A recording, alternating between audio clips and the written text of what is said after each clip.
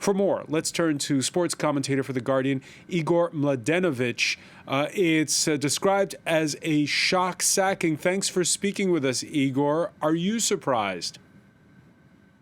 Hi, François. Yes, I'm very surprised. I think anyone following PSG had been able to witness the steady progress which the club had made under Thomas Tuchel's tenure, crossing the quarter-final mental barrier in the Champions League with a final against Bayern a few months ago.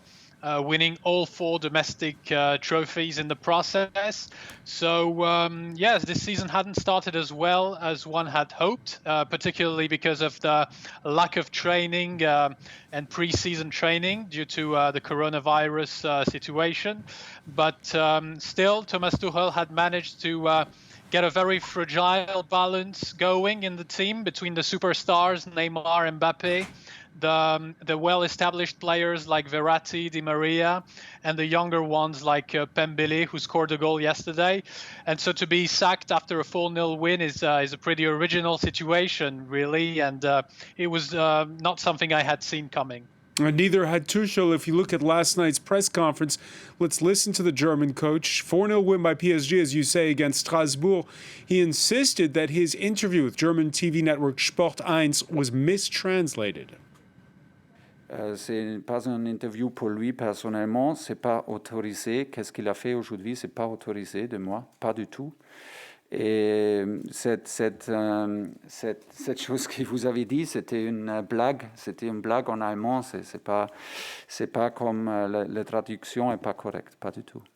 On ne peut pas traduire un mot pour mot et voilà dire vous avez dit ça. Non, c'était une blague pendant on a parlé, bien sûr. Yeah, so there you hear him saying that it was a joke, that it should never have gone in the official interview.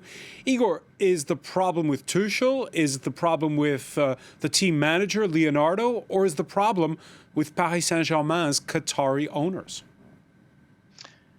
Well, I think a bit of everything, really. Thomas Tuchel had already fallen out with the leadership of his 2 previous clubs, Borussia Dortmund and Mainz.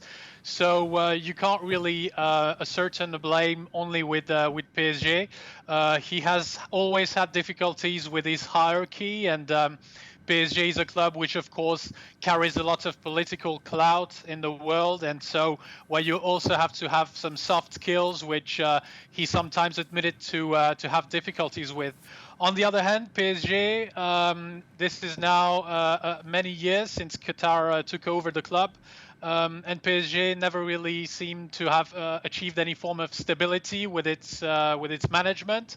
The standard procedure seems to have been to give 2 years to win the Champions League for any coach, and if that was a failure, then to try another one. And from that perspective, Leonardo, of course, is the main culprit here because he didn't really get along with Thomas Tuchel. He is about to bring in someone who is Mauricio Pochettino, who is also a former player, former captain for PSG, and so of course the relationship between Thomas Tuchel and Leonardo seems to have played a key part in this. And now it's on Leonardo to deliver because Thomas Tuchel still managed to achieve some great results in Europe, reaching the Champions League final for the first time. So it's really going to be difficult for the next coach to live up to these expectations. And in any circumstance, it seems that PSG have not really made the choice to go with a stable manager over the years. And as you said, according to French sports daily L'Équipe, it is Pochettino who is tipped to take over. You'll recall Pochettino was the coach when Spurs went all the way to the Champions League final. What are his prospects like? Will he also be a 2-year coach there? I think so.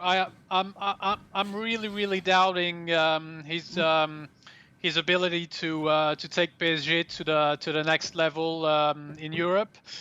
Firstly, because he never won the Champions League. Of course, you can argue that Tuchel also had not won the trophy, but someone like Ancelotti a few years ago had been a Champions League winner with Milan and still failed with Paris Saint-Germain. I'm afraid that Pochettino is going to struggle to recreate some of the locker room dynamics which we had been able to see under Tuchel. The very fragile equilibrium between the superstars Neymar and Mbappe, who are actually in talks over whether they're going to stay at the club or not. And also the other players, the younger players. Tuchel did a great job at bringing in youth, bringing in PSG Academy products. I don't know whether Pochettino is going to continue there or whether he's going to revert to what previous coaches did and field only established players. In my opinion, it's a very risky move because although Pochettino has great past at Paris Saint-Germain as club captain and also a great track record in England, not notably with Tottenham, this is still a club which carries an intangible influential position where you need to have soft skills as much as hard skills. And it's not really established that Mauricio Pochettino has these kinds of skills. Although he probably starts on a better footing with Leonardo, the goal here is to perform in Europe, and Pochettino has not really achieved anything more than Tuchel on that stage. There might be a coronavirus component to this choice. After all, Lionel Messi is set to be looking at changing clubs, and with financial fair play and coronavirus diminishing the club's finances, with Neymar and Mbappe being in talks over whether they're going to stay, maybe the Argentinian Pochettino is a strategic choice to bring in Lionel Messi next summer to Paris Saint-Germain. In which case, of course, it would be a very interesting move to follow. But the way Tuchel managed to build a relationship with Neymar, with Mbappe, that was something very difficult, and he did it brilliantly. And reproducing that is something which we don't know whether Pochettino can do because he never had to deal with such egos. Igor Mladenovic, a pleasure as always, and we will be sure to call you first if Lionel Messi makes the move from Barcelona. Thanks for speaking with us. Thanks.